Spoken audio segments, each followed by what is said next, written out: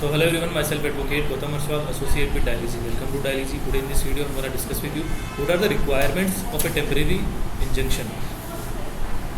So let's start the discussion without any delay.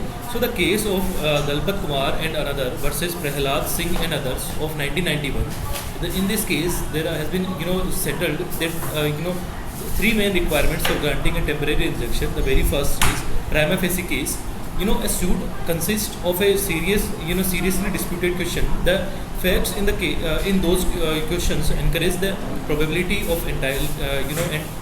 entitlement to relief for the plaintiff or the defendant. A prima facie case does not mean that the plaintiff or the defendant come up with an irrefutable argument that will in all probability succeed in a trial.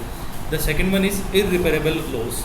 If irreparable loss were to be incurred by an individual with regards to the suit before his legal rights is established in the trial, it would be a cause of grave injustice. However, it must be noted that illustrations like frustration over over a loss of something with sentimental value will not be regarded as irreparable damage.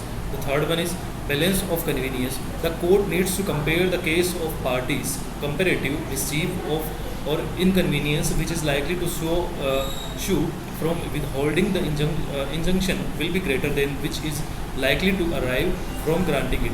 So that's all about our discussion. I hope you're pretty much clear. Thanks for watching this video. See you in the next video with some more information.